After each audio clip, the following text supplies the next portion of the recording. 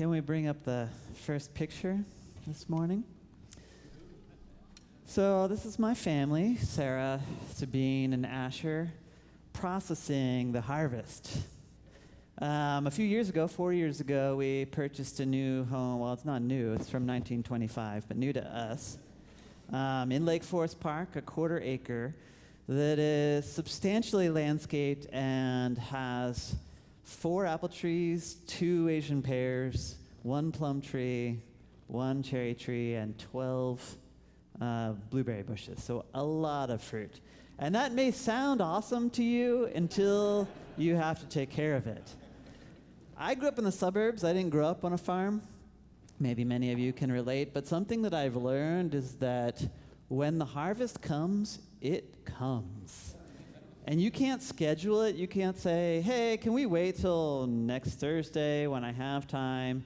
It is coming and it's immediate and you cannot stop it.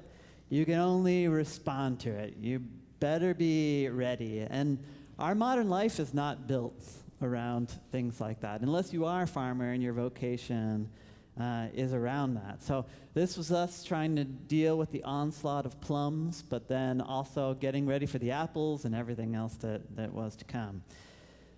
I'll come back to fruit in a moment, but it's actually been a little while since we've been in the book of Amos. We've taken a break for a few weeks because of Lent and to hear some teaching around Lent. So I thought it'd be helpful to back up and review a bit. Remember this book of Amos that we've been going through? Amos was a prophet around 760 years before the birth of Jesus. And at this point, the people of the covenant had broken into 2 kingdoms. Amos, curiously enough, was from the southern kingdom, and yet God called him to bring bad news to his neighbor in the north. So here's kind of an outsider coming and telling them what they didn't want to hear. And at this time period, Israel was at the height of their power. They thought everything was golden. They were strong, and they knew what they were doing. They had power. They had luxury. Everything was going great. But in roughly 40 years, the nation and the people would be destroyed, wiped out, and carted off into exile by the Assyrians. So Amos begins by prophesying against all the neighbor countries. And as John preached, they were like, yeah, get them, God. Go after those other people, right? Because we're the good guys, and they're the bad guys. And then actually very quickly, the prophet Amos turns his gaze upon Israel. And from there on out in the book, it's just unrelenting. This harsh critique on Israel. And he envisions Yahweh at one point even as a lion who's roaring because he's angry at how Israel has broken and disregarded their covenant promises. And the 2 main issues that Yahweh takes up with his people that reoccur throughout this book are 1, idolatry and hypocritical false worship, and abuse of the poor and the vulnerable. He unrelentingly calls out these people who are living in luxury and turning a deaf ear and a blind eye to those around them in their community who are suffering. Starting in chapter 7 then, Yahweh gives Amos, the prophet, these 4 visions of impending judgment and disaster. And chapter 8 is the 4th of those 4 visions. The first 2 visions, the prophet Amos, just like Abraham, just like Moses, stood in as an intercessor and said, Yahweh, please, how can we stand? Relent, don't let this disaster come. And Yahweh said, okay. And then by the 3rd vision, and now the 4th, Yahweh says, I will not relent. This is coming, just like that harvest that my family and I have to deal with every year. So what we're going to hear as we read through this is a 4th vision, a basket of fruit. So that's why the fruit theme this morning. And when I think of fruit, I think, something sweet and juicy. I love like a nice peach from a farmer's market. But in any metaphor, it's about finding what's the actual thing that is that the comparison is being made with. And in this case, it's not the sweet and juiciness of the fruit that the metaphor rests on. It's actually quite ominous. It's this sense that a harvest comes, and when it comes, there's no stopping it, and it comes like an unrelenting flood. And this is what Amos is predicting that's going to come upon Israel. And he's actually making a word play, a pun, it doesn't rhyme to us in English, but these words sound similar and are spelled similar. Kayitz, which is the word for summer fruit, and kates, which is the word for the end. So he's actually making a pun here that doesn't come out in the English, but he's essentially saying, you're expecting a harvest of fruit, and instead, the end is going to come. So there's terrible language in this passage. Why is all this going to happen? It's going to happen, Amos says, because of the ways that the wealthy and the powerful are living off of the poor, because of systems and marketplaces that have been built on injustice, because of the way that people have seared their own consciences and turned a blind eye to the suffering of their neighbors, and even worked to profit off of other people's suffering. So read with me the first 6 verses of chapter 8. This is what the sovereign Lord showed me, a basket of ripe fruit. What do you see, Amos? He asked. A basket of ripe fruit, I answered. Then the Lord said to me, the time is ripe for my people Israel. I will spare them no longer. In that day, declares the sovereign Lord, the songs in the temple will turn to wailing. Many, many bodies flung everywhere, silence. And if that sounds in the Hebrew, this is very spare, it's very poetic, and it's very striking language. It's like if you've watched like a show that I've watched, which is violent. I wouldn't suggest it for everyone, The Last Kingdom. But it shows how terrible warfare was back in the day. And then after the battle, there's just a battlefield that's littered with people who have died. And the silence, if you can imagine, after that. That's what Amos is evoking here. And then the indictment, hear this, you who trample the needy and do away with the poor of the land, saying, when will the new moon be over that we may sell grain, and the Sabbath be ended that we may market wheat, skimping on the measure, boosting the price, and cheating with dishonest scales, buying the poor with silver and the needy for a pair of sandals, selling even the sweepings with the wheat. The lion is roaring. Can you hear it in this passage? Yahweh is passionately calling out Israel for abuse of the poor and vulnerable. In verse 4, he says, hear this, you who trample the needy. That word needy in Hebrew is evyon, which means to be needy or in want, lacking things that you need for flourishing. And then the word sha'af is to trample or crush, but interestingly, it has another definition, which is to swallow or devour. And this is brought out in the New King James or the King James Version, where instead of saying trample on the needy, it says devour or consume the needy, which I think speaks to, when we get further on in this passage, to this whole structure that's described of how the poor and the needy, the destitute, are used by the people in the marketplace. Verse 4 again, and hear this, those who do away with the poor of the land. And this is another word that you see throughout the Old Testament, the ani, the poor, the vulnerable, the afflicted, the humiliated, people who are cast down, people who don't have social standing in the land. And this word also that's translated do away with, that you do away with the poor, is actually the word from, it's Shabbat. It's the word that we get Sabbath from. So I think there's a terrible resonance here. It's like a dark Shabbat, because the word Sabbath means to cease or to rest, and Sabbath is supposed to be a rest for our flourishing.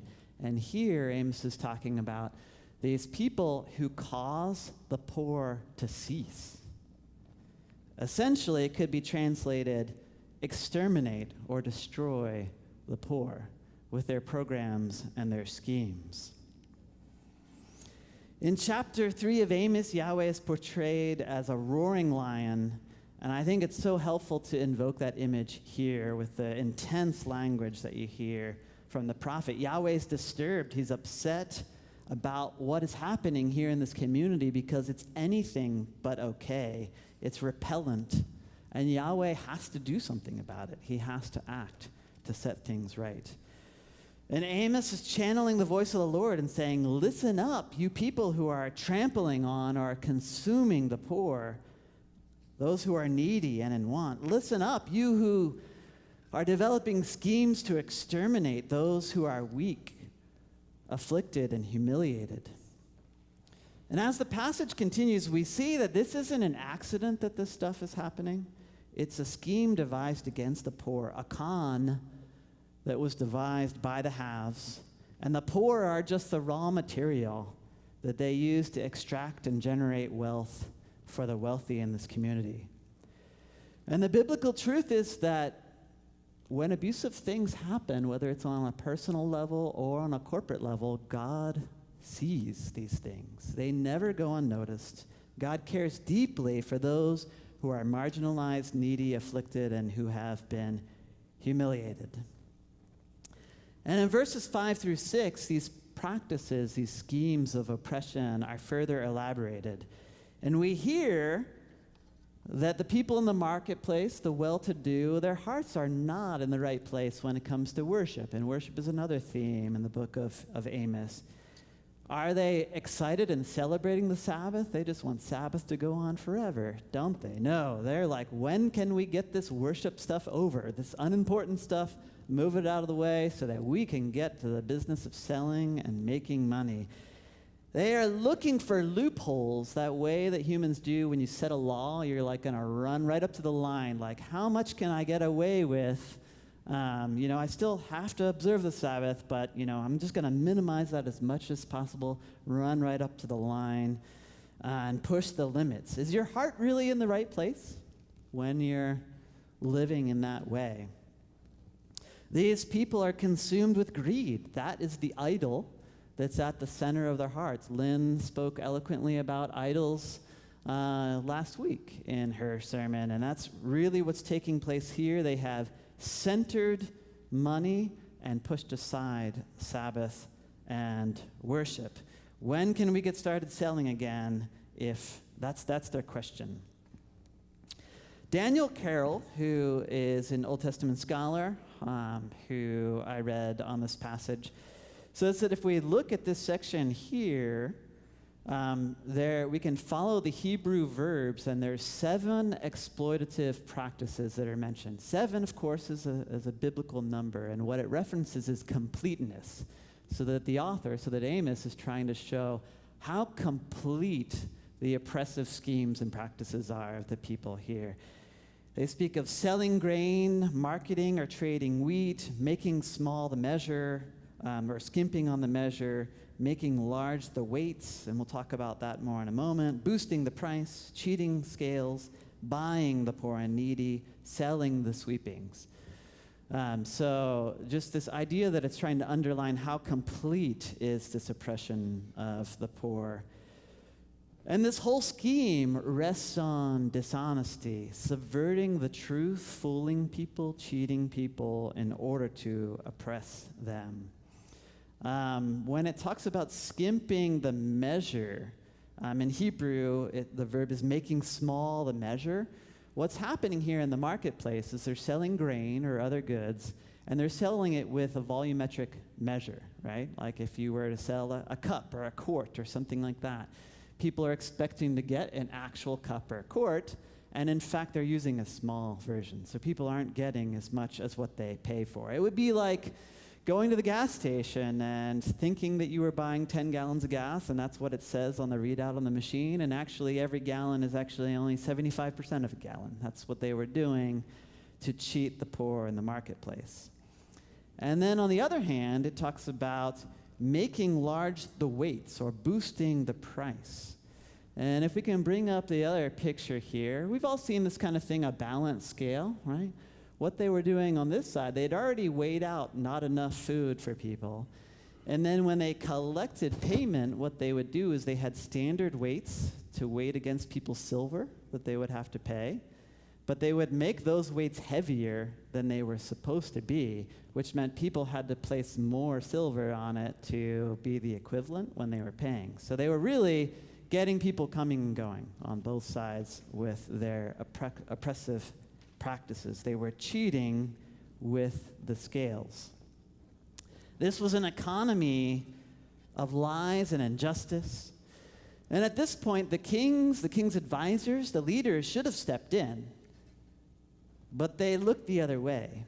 Perhaps they were even getting a cut of the action while the poor just got deeper in debt.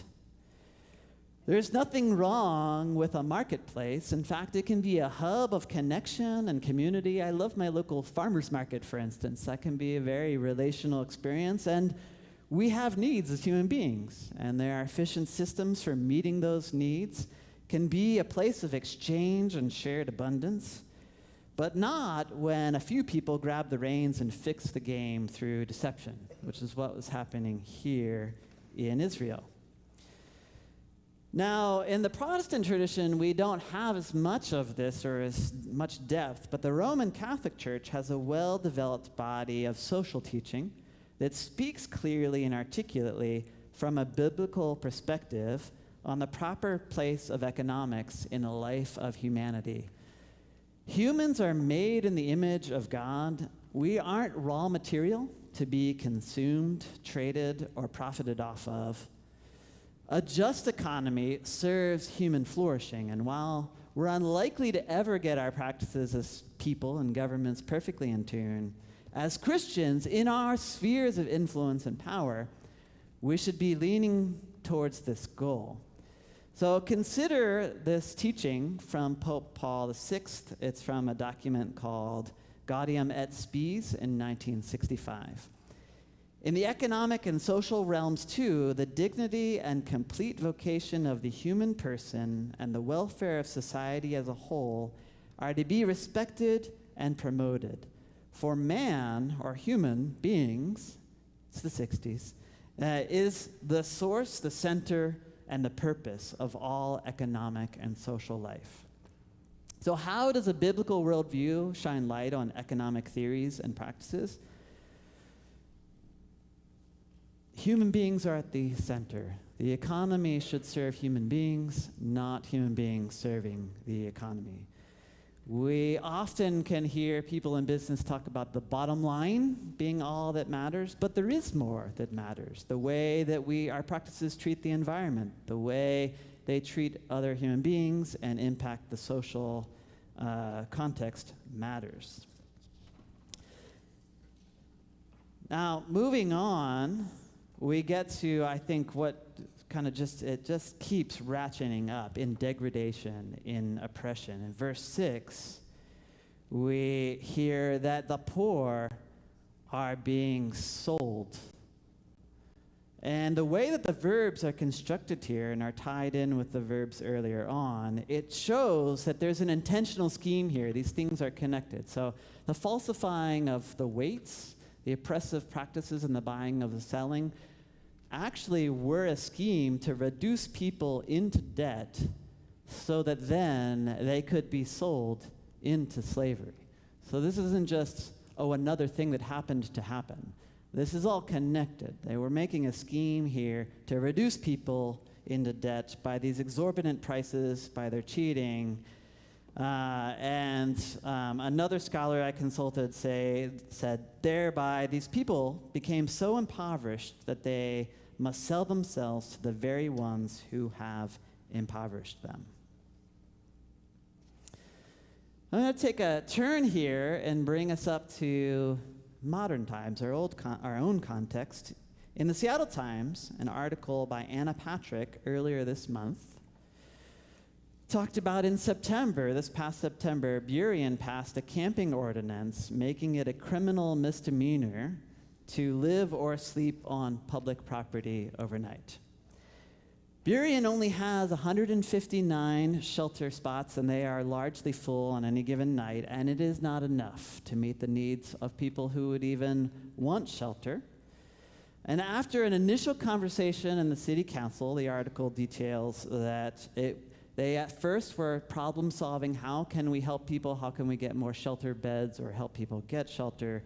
And then it turned in frustration, which is a human thing with the circumstances, and having to see human beings outside, it's hard to see, hard to watch. And so we have these tendencies to want to push it away.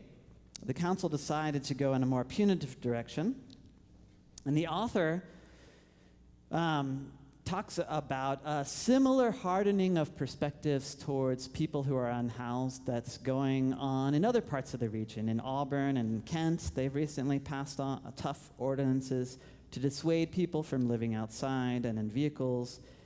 And it's a national trend. Kentucky is considering a bill that would allow people to use force against unhoused people who are on private property. In Shawnee, Oklahoma, lawmakers have passed an ordinance last year to penalize feeding people in their downtown. So you can't pass out food either as an individual or an organization. I bring this up because I think this illustrates today the same kind of cascading circumstances of a system that piles on to reduce already vulnerable people into deeper and deeper levels of hopelessness.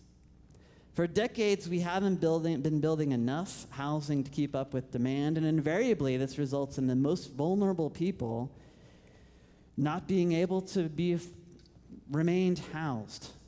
And then our system piles on with fines for people, ruining people's credit, making it even more unlikely that if they ever get their footing, that they can get approved to move into an apartment, and then even criminalizing people for the suffering that they experience by being exposed on the street, insecure, and without a home. This is a vicious cycle. So back to our passage, the book of Amos. Read with me verses 9 through 12. We hear another result. There is a flood coming, a harvest, a terrible harvest of judgment. But there's also a famine that the prophet mentions. In that day, declares the sovereign Lord, I will make the sun go down at noon and darken the earth in broad daylight. I will turn your religious festivals into mourning and your singing into weeping. I will make all of you wear sackcloth and shave your heads. I will make that time like the morning for an only son, and the end of it like a bitter day. The days are coming, declares the sovereign Lord, when I will send a famine through the land, a famine. But not a famine of food or a thirst for water, but a famine of hearing the words of the Lord. People will stagger from sea to sea and wander from north to east, searching for the word of the Lord, but they will not find it. Catastrophe is coming on Israel, this terrible harvest. The skies will be darkened. Their celebrations will be turned to mourning. But I want to zero in on this one particular aspect that Amos is foretelling. The famine of hearing the words of the Lord. Yahweh and Amos have been going to great lengths to get Israel's attention. You can almost imagine Yahweh yelling, like the whole book is just unrelenting, strong language. Wake up, wake up, people, change, hear the word of the Lord, do things differently, turn your hearts, care for the poor, and yet they are not listening.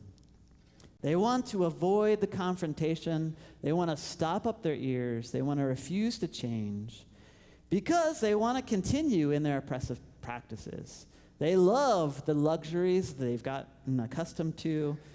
They just want to continue in false religion that doesn't ask anything of them and maintain the status quo. So they have desensitized themselves. They have actually made themselves numb and not able to hear. They've made themselves immune to the suffering of other people in their community. I think this is a common thing.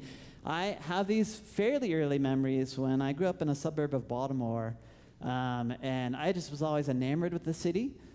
And I remember the first time that we got to go down to Fells Point, which was like the cool, kind of gritty for alternative kids in the 90s growing up, to go to record stores and things like that. And my friend who would drive and go down there, and I saw people living on the streets there, and they were asking for money, and I stopped and pulled out my wallet, and I'm like, I have to do something. And my friend was like, don't do that. You're going to get mugged. You're going to get us in trouble. You'll get us beat up. You got to just stare straight ahead and look like you're tough and ignore those, people asking for help, right? And we all learn this, right? We want to be safe. It's a very human thing, but I just remember at this early age being told to harden myself. Don't listen. They're probably trying to game you, and they're going to attack you or whatever, so just put on your game face, that city urban face, and ignore them. Just walk on by. And this is what Israel had done. They had desensitized themselves, and Yahweh says, the days are coming. The days are coming when they're going to regret those choices, when the foretold disaster and consequences will come, and they will finally understand. And then they're going to desire to hear something, and they're no longer going to be able to hear it. They're going to be wandering in search of life-giving words from Yahweh, and they will not find them. They have become so practiced at not hearing that they are no longer able to hear. They have had a dreadful formation, a formation in how to follow their own desires and ignore Yahweh's voice. They have cut themselves off, desensitized themselves, and hardened their own hearts to such a degree that they now wander hopelessly in darkness that they created for themselves. They can't hear the voice of Yahweh, and correspondingly, they can't hear the voice of the poor and the vulnerable in their own community. And those two things are obviously connected. Fortunately for us, Jesus never hardens his heart towards us. And repeatedly in the gospel, he looked towards people who are suffering, and we're told that he is filled with compassion. He never allowed his heart to grow calloused and closed to others. He looks at people, he sees them, and he heals them. And we, in following Jesus, can learn to do the same, even when seeing and exposure to suffering costs something. So in conclusion today, what does this all mean to us? What should we take away from it? Many of you know I provide leadership to our Serving the City ministry here at Grace, and in Serving the City, we seek to care for people who are poor and vulnerable in our city. And those are the Evyon and the Ani of this passage, the needy and the vulnerable. It's not a side issue or an optional add-on to do this as Christians in our pursuit of Jesus. Service is an integral part of our discipleship to Jesus. As a Serving the City committee, this is like our mantra. Service is a part of our discipleship to Jesus. This is what we feel called to at Grace. And none of us do it perfectly. I'm learning. We're all learning together. I learn from you all as I see the wonderful ways in which you give of yourselves, your time, your money, your energy to serve vulnerable people in our city. We're stumbling forward. We're figuring out better ways to do this, learning little by little. And in the process, we're also sensitizing our own hearts, enlivening our hearts to the struggles that people face in our city, learning about them, learning firsthand what it feels like to be without a home, to be trafficked, to be without parents, and have to look to the state or other families willing to take you in. So we must tenderize our hearts and not allow them to calcify and grow calloused. We must see and perceive our sisters and brothers. What must it be like to sleep in that doorway? To have no lock to protect your belongings or your body, to be exposed to cold and hunger. And I think simply the act of turning our faces towards people rather than pretending not to see, can change us and can also pass dignity and shared humanity to other people and change our hearts and motivate our actions. When we turn towards the poor and the vulnerable instead of away, we will suffer no scarcity or famine of the words of the Lord, like they did in Amos's day. We will know his presence in our service. My favorite book, other than the scriptures, is The Brothers Karamazov by Fyodor Dostoevsky. And there's this passage in the beginning where this woman, Madame Holikov, comes to a monk, Father Zosima, and says, I'm doubting. I'm having a hard time believing. What should I do?